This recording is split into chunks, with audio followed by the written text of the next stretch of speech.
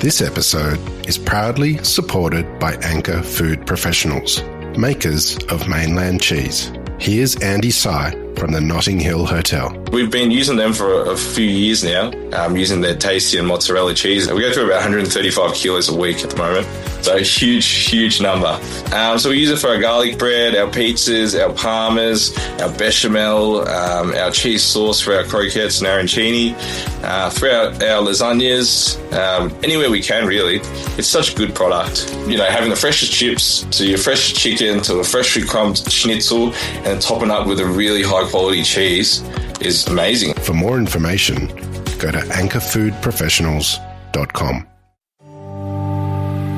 I love that we can grow really nice food, and I like that we have a customer base and we're feeding other people as well. This is The Producers. I'm Dani Valent. Tania and Steve Walter are biodynamic grain farmers in northwestern Victoria.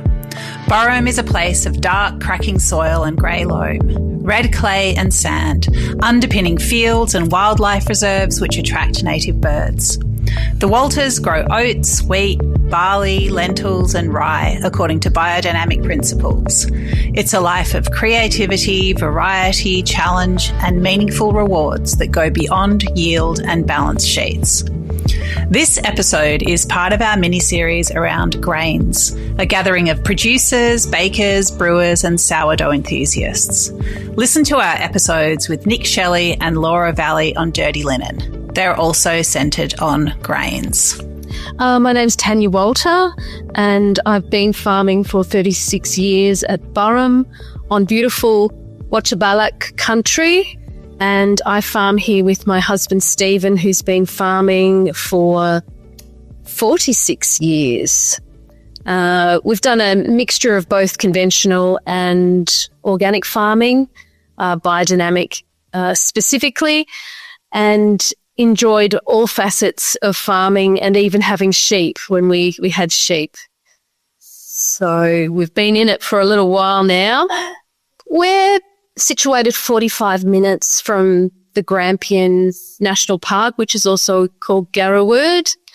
The land is flat on incredibly fertile self-mulching soils, and it's intermingled with a lot of critically endangered species like the bull oak, and on this farm we've got turnip copperburs and all sorts of understories, and with incredible bird life, particularly birds of prey, and a mixture of soils. So there's not only the dark, cracking soils, but there's also grey loams, red clays, and a little bit of sand here and there. So that adds all sorts of dimensions to crop planning because they each perform really differently.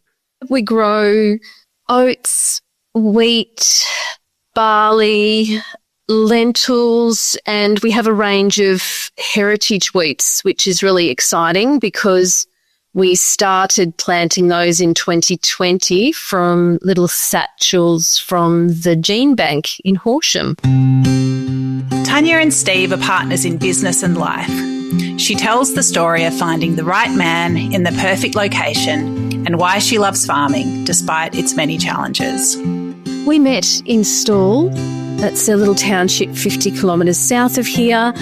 I had quite a interesting farming background because my mother's farm was located at a little place called Manabadar in the Western District. So I had a lot of exposure to sheep work and loved being there as a child. So the very fact that Stephen lived on a farm was just like landing at heaven. It was so beautiful and quiet, and his family were fantastic. And I really liked the rhythm of farming, and that's how I wanted to spend the rest of my life. So Steve's a great guy and the farm's beautiful. What more could you want? It's so creative. You know, no season is like the last season, although I have memories of things going wrong and I can pull from that. So I think I like the variety of all of it. And we've certainly enjoyed eating the food that we grow. So, that started with vegetable gardens and an orchard which died in the millennium drought because we didn't have enough water. But we replanted that. It's all an adventure and it never goes to plan. It's never straightforward. And I guess I'm adaptable enough to deal with all that and eat delicious food. Our avocado tree's pumping at the moment, so I'm eating avocado breakfast, lunch and dinner. At first, Stephen and Tania farmed like everyone else around them, conventionally using chemicals. But as time went on, the costs of regular farming started to add up and their direction changed. Steve's father, he purchased the farm in the late 50s and he was fabulous at growing wheat, had quite the reputation for a very good wheat crop. Over the decades, we found that we were needing to use a lot more fertilisers, and they were the synthetic water-soluble fertilisers than we'd ever imagined. So the fertiliser bill was getting larger, and we were needing to use more chemicals over time too. Those bills became they were really large. So Stephen hated using those chemicals. It never made him feel very well, and he always was attracted to organic farming. So when he saw a documentary on Alex Podolinsky, he decided to give Alex a call, and within 2 days, Alex was actually on the farm and never pushed any ideals on Stephen, but Stephen understood that observation and using biodynamic preparations and looking after the soil's bacteria and structure would be an important way going forward. So with that, we started to put Biodynamic 500 out in the year 2000, and then it took us a whole 4 years to have enough courage to stop using a chemical. That's including a pre-emergent and post-emergent, and that was really scary. So we were reluctant. I was terrified. I didn't know where our product was going to go at the time. We didn't know if we would even survive or even if it was possible to grow crops without chemicals. So I used to have nightmares, Dani. I'd dream I was out on the road and I was lying on the road and my chest was cut open and exposed to the crows. So as the years went by, I actually realised that my fears were my own fears, and it's probably the best thing that we ever did. I guess we were scared of what the neighbours would think. Would we go broke? Who was our market going to be? And frightened of what the next generation thought of us as well, because, Alan was a fabulous farmer, and were we going to live up to his expectations and standards, and just typical stuff. But Stephen decided if he was going to go broke, he wanted to do it his own way. And I decided that I needed to not care what anybody thought of us. So that became our motto, really, going forward. So I'd hear some rumours from what was being discussed at the local Manu hotel, were the Walters going to go, were they going to go bust, or would they be able to pay off the land that they just purchased? And yeah, that was good practice for me to say that's none of my business. And surprisingly, we found markets, and in fact, we had a couple of dry years when we actually stopped spraying out chemicals and became biodynamic Demeter certified, that we probably saved a lot of money, and it gave us a good platform to go forward to make life, in a way, a bit easier for ourselves, because I wasn't seeing those peaks and troughs that you saw in your profit and loss anymore. I was seeing a different cycle, and we cycled differently as well. We became more observant. We trusted our own instincts. We looked at the soil and watched it improve over time, and we watched the weeds. They changed, because when we were conventional, the weeds really loved all that superphosphate and they grew big and strong. And what we saw over time was a better balance. The plants started to compete with the weeds. The weeds weren't taking over in a lot of situations, and we were still harvesting not too bad a yield. Biodynamic farming has its own language and parameters, but it's all based on working with nature to nurture soil and plants in turn. Tania gives us a lowdown. So Biodynamic 500, it's prepared by the Australia Demeter Biodynamic Group, and it's made from cow manure packed in horns and buried. And when they dig that up, it's turned itself into a beautiful compost, and it's loaded with lots of bacteria. And we mix that in warm water and apply that once a year. Where conventional farming can rely on chemicals to boost plants and kill weeds, biodynamics is more about observing, engaging, nurturing, and responding. How does it work? We're really lucky here. We're all into soil conservation. We all do it a little bit differently. Doing it via the National Organic Standard here makes us a lot more observant, and we have to use a lot more creativity. So we feel like we can read the soil better than when we were conventional, because conventional farming, it was a very prescribed way of producing a crop. Whereas now that we're biodynamic, we can work a lot more to the seasons and planting, and we don't have those overheads. So we're seeing some fabulous results and can grow a crop without all of those inputs. And it's pretty extraordinary. I never thought that we would get here. We always thought we could go back to conventional farming if we wanted to, but there's no need for us to do that. We've been obviously biodynamic now since 2000 and got our full organic standard in 2008. So it's served us well. Organic is a word that gets thrown around a lot, but being certified organic actually has a lot underpinning it. What exactly does the standard promise consumers?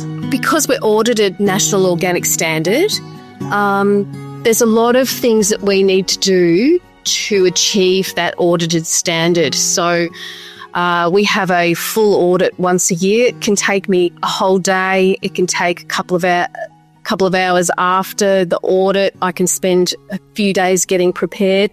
So what the consumer is paying for is a holistic way of looking at the farm.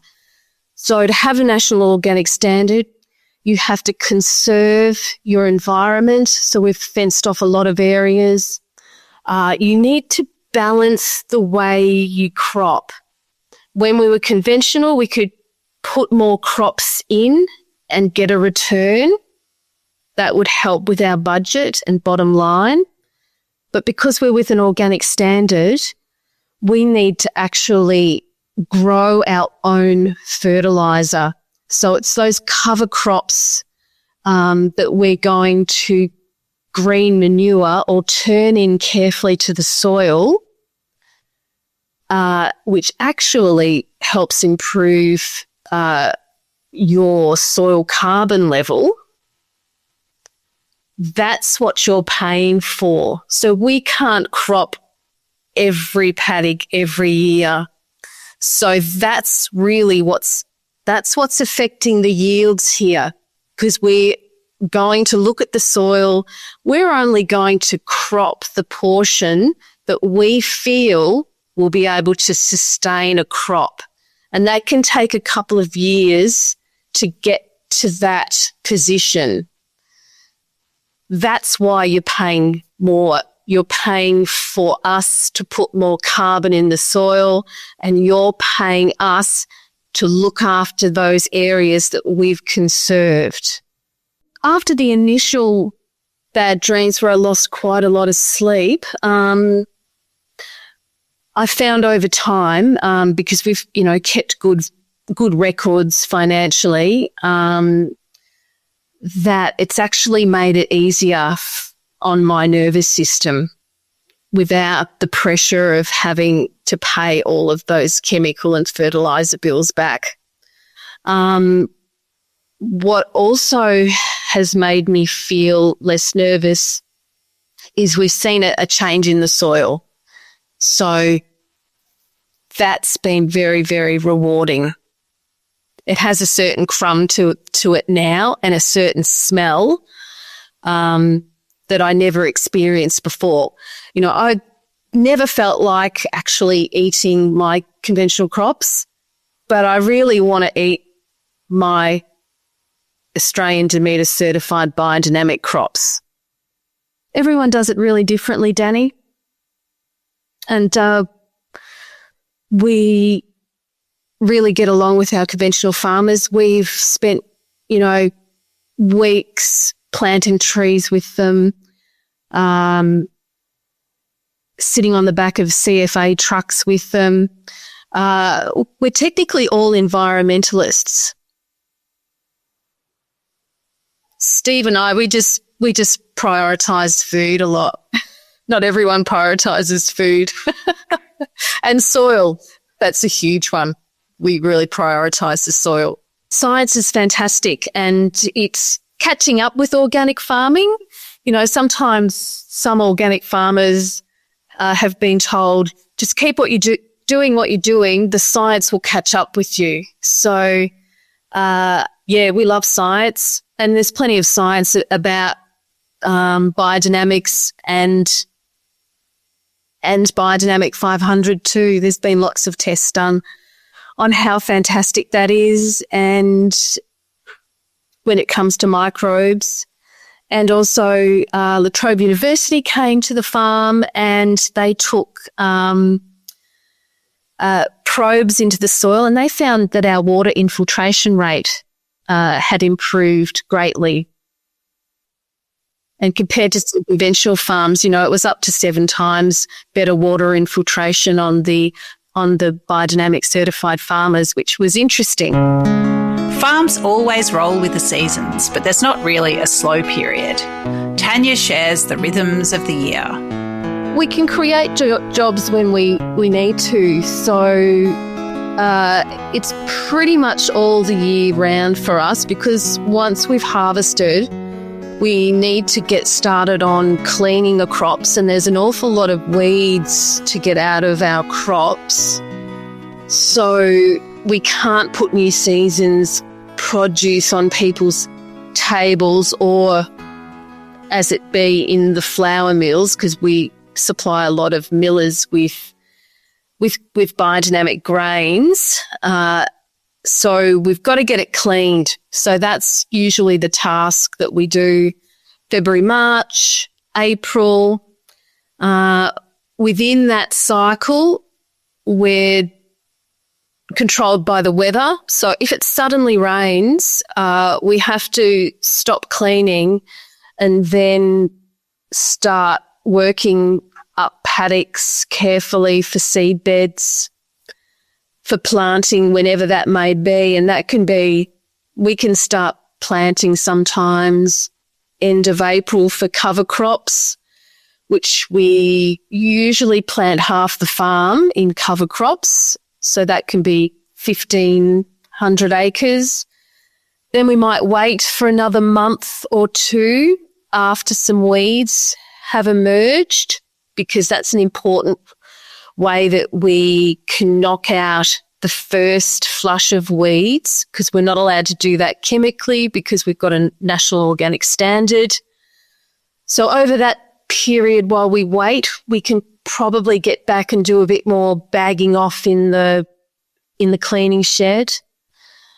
And then when the weather determines, we then go ahead and plant our crops for the season. Usually we might plant oats first, then our wheats, and usually we plant lentils last because lentils struggle with weeds. I don't think many people risk growing lentils organically, but we do because we really like to eat our lentils. And then in the spring, there's a whole host of other jobs that need to be done. There can be maintenance, and also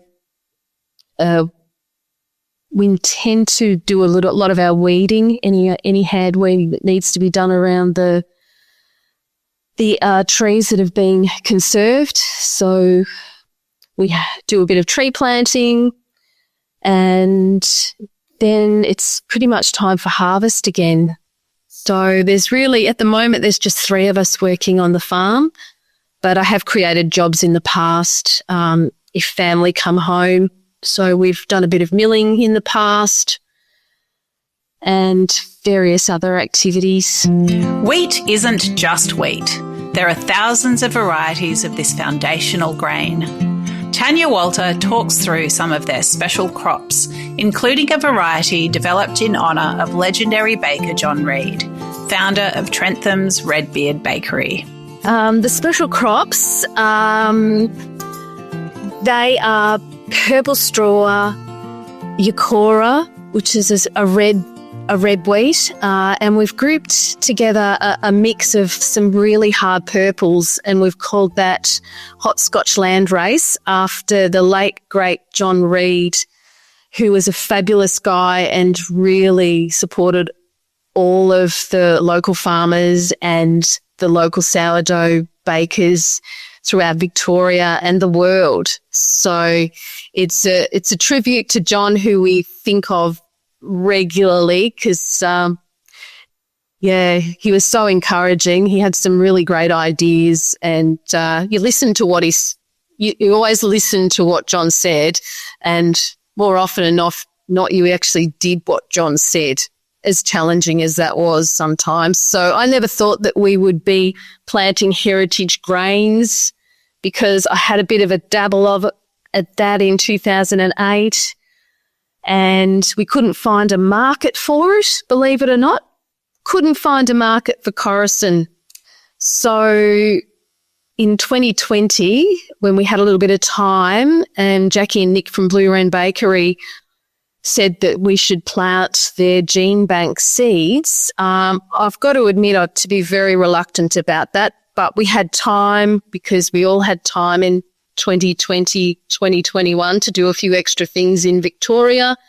And lo and behold, there was a lot of interest, and we even had help from John Reed and the Redbeard team and other bakers in the area as well. So they even helped us with weeding. So, if you're getting that much interest,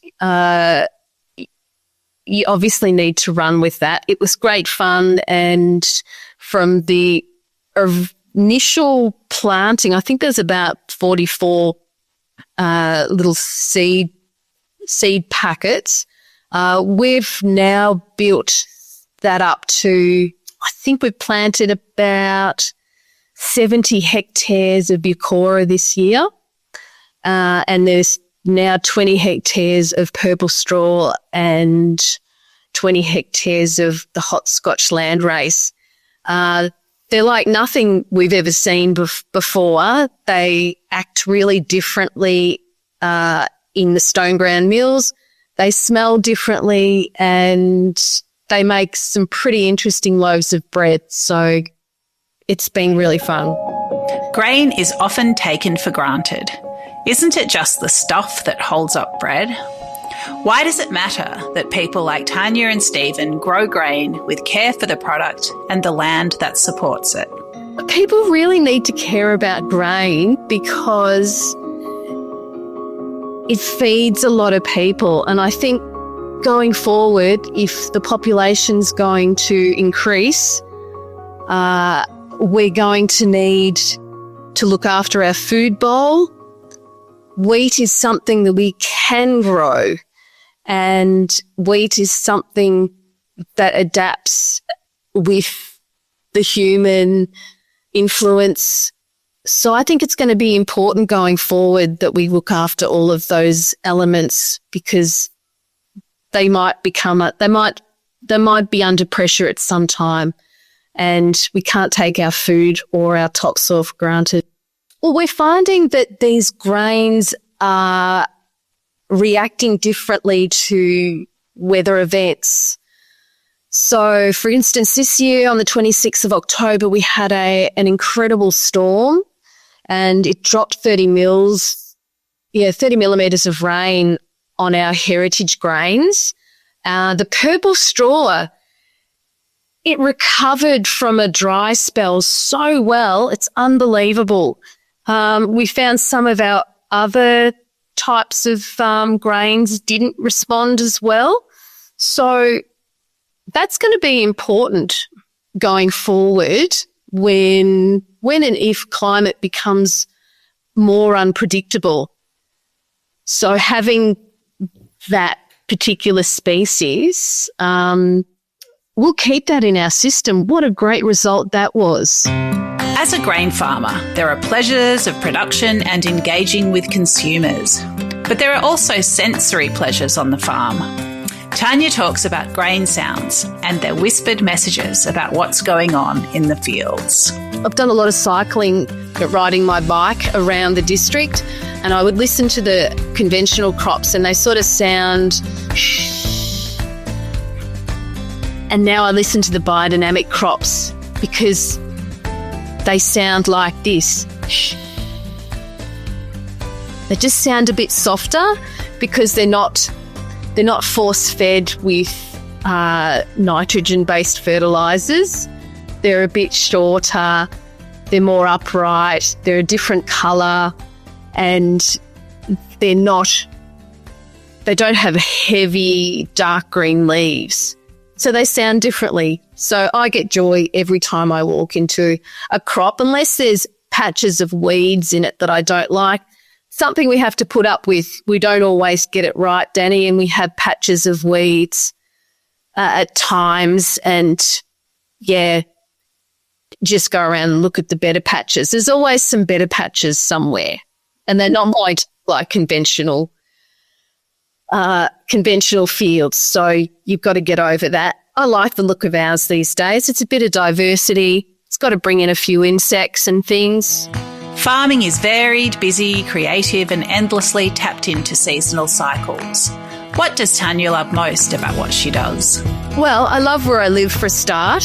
And I love that we can grow really nice food. Some of those crops, when we were harvesting them, they smelt like there was honey aroma to some of those different heritage crops. And I like that we have a customer base and we're feeding other people as well. That's really rewarding. And it really wasn't until 2020, 2021 that we realised how much purpose that gave us when Melbourne was in lockdown and a lot of Australia suffered a terrible drought in 2019. This area, which is so important to the Australian food bowl, that's the Wimmera area, we were still able to harvest and package down some food. I think we sent off about 317 pallets of food to Melbourne. That's considerable. And what an honour to be able to do that. It's important that we look after all of our arable land, because you never know, somewhere, somehow, someday, we might be looking at a particular area to carry the lion's share of feeding a particular population. Grain farmer, field watcher, soil curator, and grain song appreciator, Tania Walter is contributing to local grain economies and sending healthy food into the community. Bound by biodynamic principles and spurred by the endless creativity of farming, she is anchored to the land and a community of grain enthusiasts. This episode is part of our mini-series around Grainz, a gathering of producers, bakers, brewers, and sourdough geeks. Listen to our episodes with Nick Shelley and Laura Valli on dirty linen. They're also centred on grains.